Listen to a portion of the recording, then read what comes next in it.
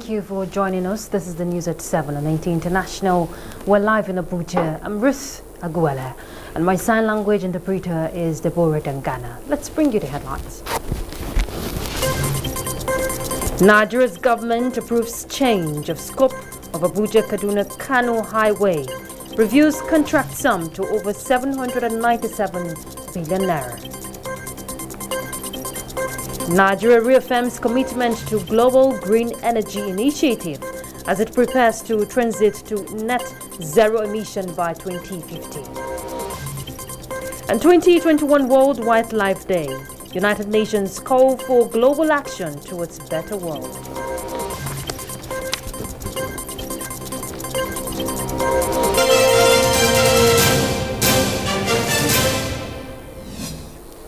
The Federal Executive Council has approved the change of scope in respect of the ongoing work on the Abuja-Kaduna-Kano Highway from rehabilitation to full reconstruction.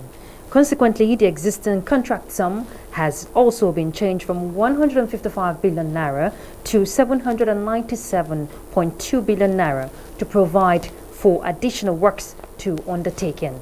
Works and Housing Minister Babatunde Fashola announced this while briefing journalists after the meeting of the council presided over by President Muhammadu Buhari. Let's get the details now from State House correspondent Adam Sambo.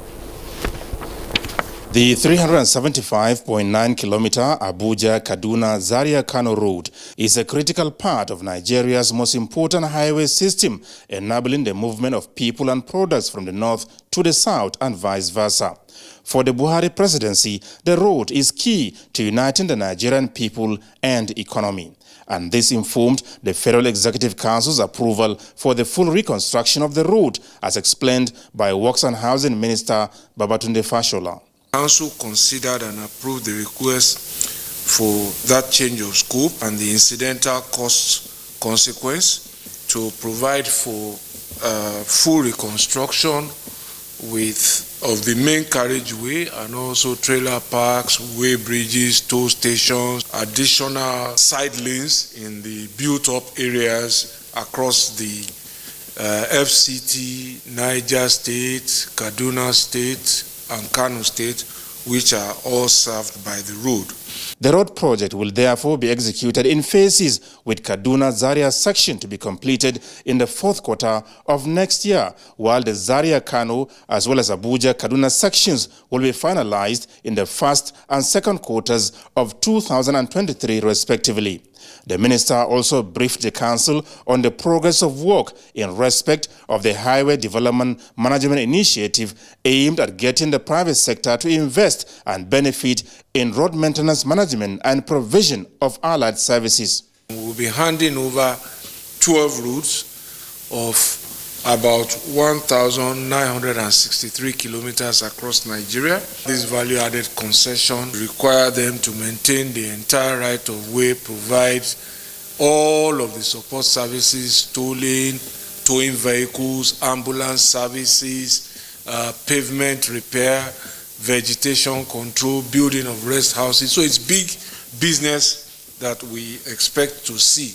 The minister, Babatunde Fashola, explained that when the process is complete, the federal government expects nothing less than 1 trillion naira from the private sector investment. And the commencement of the procurement process, he says, will be formally advertised for those interested. From the State House, Adamu Sambo, NTA News. On more road infrastructure, the Senate has called for immediate commencement of work on the suspended Badagry-Sokoto Expressway initiated in 1978. This followed a motion by Senator Sadiq Umar, which observed that the road project, abandoned in 1979, connects 12 states and 3 countries of Benin, Togo and Niger. The road, which was part of the 4th National Development Plan, when completed, is expected to boost agricultural activities and provide adequate linkage between rural and urban centers. The Senate resolved to mandate its committees on works, finance and national planning and economic development to meet with the management of the Ministry of Works and the Federal Roads Maintenance Agency for a sustainable solution to the stunted nature of the road. Vice President Professor Yemi Osinbajo has reaffirmed Nigeria's commitment to the global green energy initiative, stressing that the forthcoming deployment of 5 million solar power connections targeting 25 million households across the country under the Economic Sustainability Plan is a just transition to net zero emissions by 2050. Vice President Osinbajo made the submissions during a meeting with a delegation of the European Union led by its Executive Vice President Valdis Dombrovskis, while maintaining the advocacy that the international community should preserve financing for gas projects in Nigeria and other developing countries during the transition to net zero emission. Discussions at the meeting held virtually focused on bilateral investment agreements between Nigeria and the EU, cutting across diverse areas including technology, intellectual property rights, research and innovation, humanitarian assistance, energy access, and renewable energy. The Vice President said the federal government's commitment to energy transition is firm. As it is considered an area of comparative advantage, the nation is hoping to leverage while working on improving the investment environment, also emphasizing the need to leverage opportunities to build a stronger partnership with the EU in the gas sector. The Vice President said Nigeria will explore the caveat in the EU Green Energy Financing Instrument to seek better ways of financing for gas projects in the country. On his part, the Executive Vice President of the EU Commission, Valdis Dombrovskis, spoke on the importance of reviewing investment agreements between Nigeria and the EU, disclosing the Commission's plan to increase its external investment capacities. On the global scene, United Nations Development Programme says 1 billion people, could be living in extreme poverty by 2030 due to COVID-19 pandemic. Just as Saudi Arabia's health ministry says only people who have been vaccinated against COVID-19 will be allowed to perform the 2021 Hajj. Adebola Brookslyn Sunday brings us global update.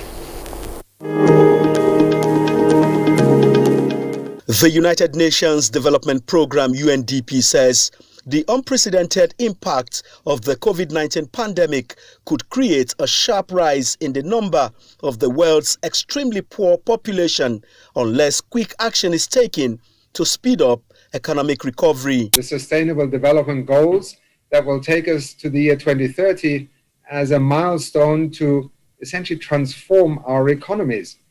Equity, sustainability are at the heart of this transformation. Saudi Arabia's health ministry says only people who have been vaccinated against COVID-19 will be allowed to attend Hajj this year. Minister of Health Taufik Arabia said the COVID-19 vaccine will be one of the main conditions for receiving a permit to come. In 2020, the kingdom dramatically reduced the number of pilgrims allowed to attend Hajj to about 1,000 Saudi citizens and residents of the kingdom in order to help prevent the spread of the virus. Meanwhile, President Joe Biden has said that the U.S. will have enough coronavirus vaccines for every adult by the end of May, 2 months earlier than previously expected. Johnson & Johnson and Merck will work together to expand the production of Johnson & Johnson's vaccine. This is the type of collaboration between companies we saw in World War II.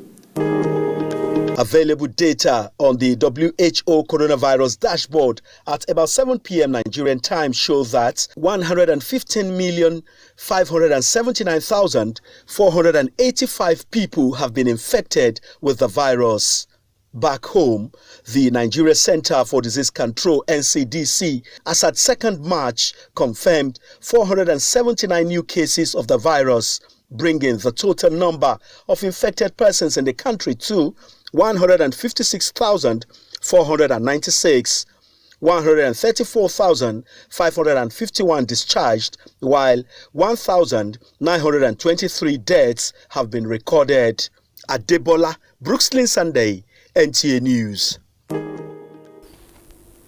Well, as the world grapples with the coronavirus pandemic, global attention has been drawn to the continued unhealthy exploitation of wildlife, which is increasing risk of zoonotic diseases, climate disruptions, extreme weather conditions, biodiversity, and livelihood losses in many countries. Well, the United Nations 2021 World Wildlife Day, commemorated on the 3rd of March, is therefore a call for global action to use nature in a sustainable manner for the good of humans and the planet. Onenge Fineface has more to tell us. Are home to some 80% of all terrestrial wild species. They help regulate the climate and support the livelihoods of hundreds of millions of people. Our forests are both beautiful and bountiful. They offer us rich biodiversity. They provide air that is cleaner and fresher. And they are a space for recreation, for balance, and for reprieve. The 2021 United Nations World Wildlife Day with the theme Forests and Livelihoods, Sustaining People and Planet highlights the central role of forest ecosystems in sustaining indigenous and local communities in line with the Sustainable Development Goals. So, on this year's World Wildlife Day, I urge governments, businesses and people everywhere to scale up efforts to conserve forests and forest species and to support and listen to the voices of forest communities. In Nigeria, the federal government is responding to biodiversity loss by increasing the number of national parks from 7 to 17 and placing necessary regulations to protect wildlife in the country. We have regulations on control of invasive species. We have regulations on access to genetic and beneficial. We have regulations on protection of endangered species. World Wildlife Day 2021 also seeks to eradicate timber trafficking, which accounts for tropical deforestation, address organized crime groups and illegal trade in wild animal species, which is increasing risks of zoonotic diseases such as Ebola and COVID-19. In Abuja, Onengiye Fineface, NTA News. And joining me now in the studio to expand the discourse on this year's World Wildlife Day is Mr. Mohammed Boyi of the Nigerian Foundation Conservation. Thank you very much for joining us, Mr. Boyi. Mr. Boyi? Yes. Okay. Thank you for joining us. Thank you for having me. All right. As now, well. the theme for this year's World Wildlife Day focuses on forest and livelihood, sustaining people and planet. Tell us the importance of this. Okay, once again, thank you very much for inviting me to participate in this interview. In fact, the World Wildlife Day, as it has been mentioned, that it was declared, to be done annually on the 3rd of March every year. And the theme for 2021 is forest and livelihood, sustaining, people and planet. I think the theme is well chosen, and it is actually very, very important because recently there is an outline or an information that was actually mentioned by scientists and other researchers that about between 200 and 350 million people depend or they live within or adjacent the forest. They depend, solely on that ecosystem for their livelihood. And what does that mean? That means that the forest ecosystem, in fact, provide them with some products which they can take to market and sell and then earn a living. We are very much aware of, beekeeping, which is, in fact, a very important, activity which brings in money, to the local community. Okay. The local communities or people make use of, forest ecosystem, for such activity. And even farming, soils actually in the forested areas are very productive. In fact, so farmers actually make use of that opportunity, to grow different crops. Okay, and then in terms of maintaining healthy ecological, balance, we know that animals, breathe in oxygen and gives out breathe out carbon dioxide.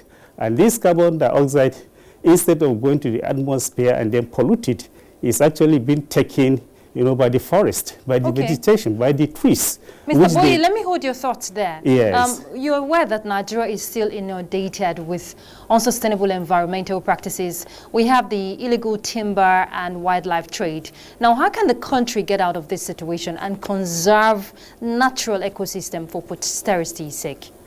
Yeah, I think we can get out of this problem if we actually embark on massive, publicity, telling people, the significance of wildlife and the need, to conserve wildlife resources. Now, we observe this day, the World Wildlife Day, once in a year. Perhaps we can also create a scenario in Nigeria whereby we can select or pick a day or a date which we can do our own, World Wildlife, Wildlife Day nationally, so as to raise awareness and tell people that, look, we need to conserve these resources. They are very, very important. We also need to engage, people in the media outfits, television, newspaper, radio, and what have you, so that they can also tell us in disseminating, these values of wildlife, in the country is very, very important. Okay. And again, we need to come up with policies and legislations that will, promote the conservation of wildlife resources. Is very, very important. At the moment, we have, the laws, but if you look at them critically, in fact, they are obsolete. Okay, Mr. Boye, of course, implementation is key. And when you talked about media, NTA is doing its part right now by creating more awareness. But very, very briefly, I need you to share with us the role of governments, groups, individuals, if we must preserve biodiversity to sustain human life and ensure the health of our planet. Okay, yes. For instance, governments, their mandate is very clear in terms of, conserving wildlife. They need to, come up with policies and laws that will actually enhance the conservation of these resources, as I've mentioned. They also need to pay emphasis in engaging the communities, because there are quite a lot of, number of species that are existing outside, protected areas. So they need to engage communities so as to, in fact, ensure that these water resources are really protected. And as per individuals, we have to do, each one of us must, in fact, engage in harvesting these resources sustainably.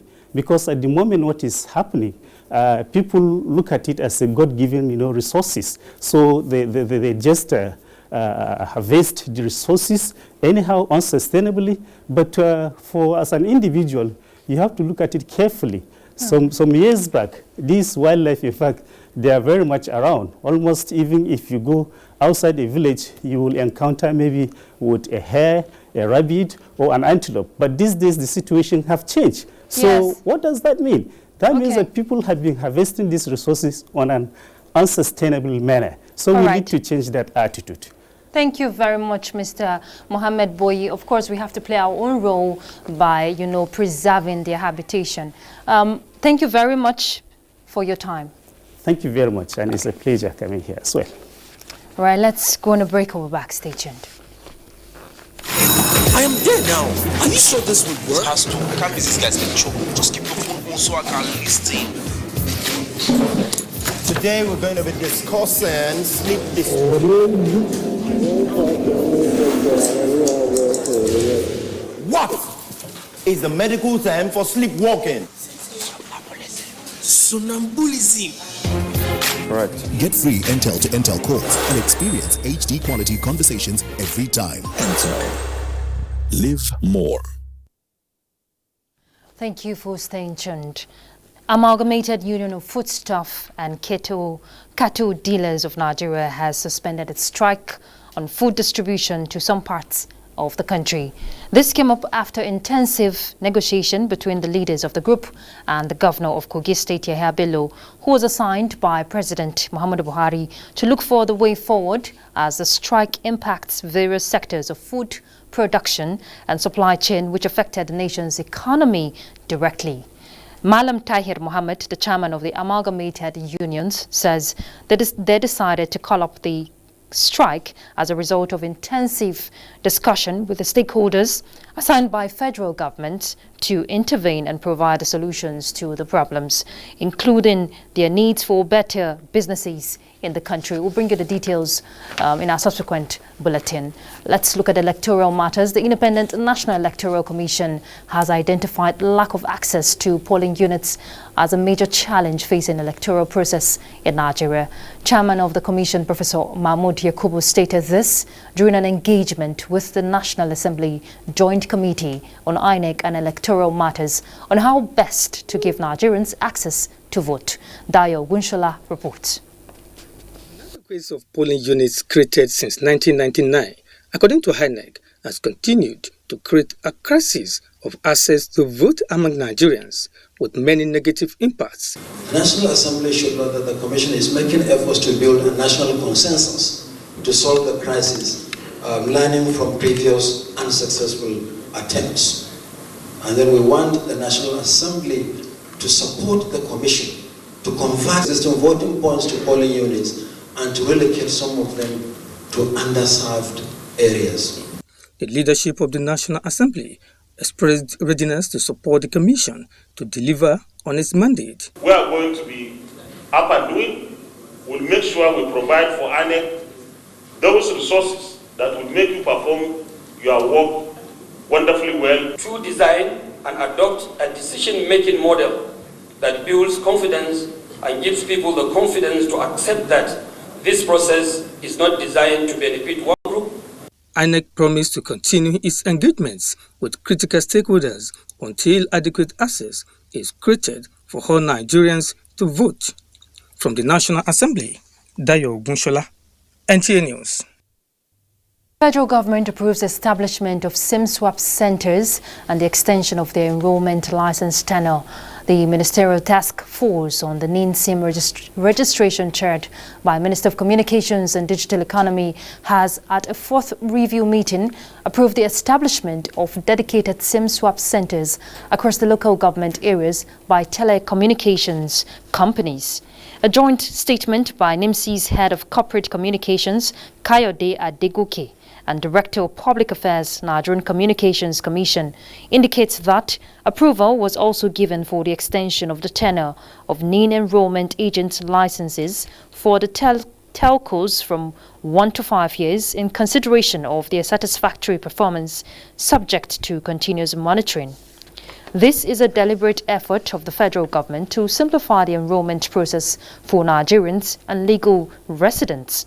The technical committee has, however, mandated to complete the development of a new SIM issuance strategy that cannot be compromised, especially through pre-registration by some agents, while a multi-sectoral ad hoc committee has been tasked to immediately complete the review of the processes for new SIM activations for legal residents staying in Nigeria for less than 24 months. Membership of the committee was drawn from NCC, NIMSI, Nigeria Immigration Service, and the Association of Licensed Telecoms Operators of Nigeria. The federal government expects that these measures will bring SIM swap centers closer to Nigerians, regardless of their location. The Federal Inland Revenue Service has resolved to put in place an improved technology for automated tax collection in the year 2021. This is contained in a submission by the chairman of the service, Mohammed Nami, on the budget target before the Senate Committee on Finance. National Assembly correspondent Abdullahi Hamino reports.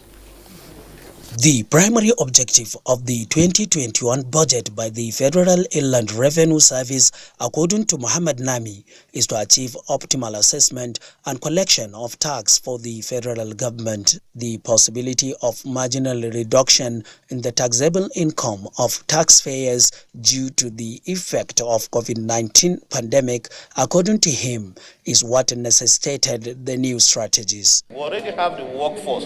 We will now open this rural tax offices in about 160 locations and send staff that are currently not doing enough in the offices to those locations so that we're able to improve on our tax collection. We have listened to you. This is the first leg of the transaction. The second leg is into the nitty-gritty of what is contained in this document. The committee appreciated the effort of the FIRS towards achieving 7% non-oil revenue in 2021 as against the 4% in 2020. From the National Assembly, Abdullahi Aminu, NTA News. Efforts have continued towards the quest for a more accountable Nigerian police force, particularly in the area of human rights violations. Part of such efforts came again this week through a situation room update held in Abuja between human rights, civil society organizations and the Nigerian police. Femi Okewo reports. This is not the first attempt to inculcate into the Nigerian police human rights values and tenets. In fact, for as far back as 2010-2011, various civil society bodies like Power, sponsored by foreign donors, had taken the human rights gospel round all police formations across Nigeria. In fact, human rights courses are part of the curriculum of the Police Staff College in Wudil. But with the NSAS outburst by the Nigerian population, the civil society organizations and indeed the Nigerian police acknowledge that there's so much to be done. So, at the safe situation room held in Abuja, both the police and several concerned civil society organizations put on the discussion table other areas that need to be tackled. We believe strongly that accountability is one of the key measures or key ways of curbing impunity. Impunity with regards to human rights violations by security agencies, not limited, of course, to the Nigerian police. Having a transparent, efficient system will go a long way in improving enjoyment of human rights. We don't want to run into the same pitfall that SARS fell into by reason of duplicity. What we're trying to do is to make sure that if we're going to replicate ourselves across the states, we have to do that carefully. With the signing of the Police Act in 2020, the first review of the police since 1948, stakeholders hope that problematic areas of police operations will now be easier to pick out. In Abuja, Femi Okewo, NTA News. And just before we go, let's find out how tomorrow's weather will fare.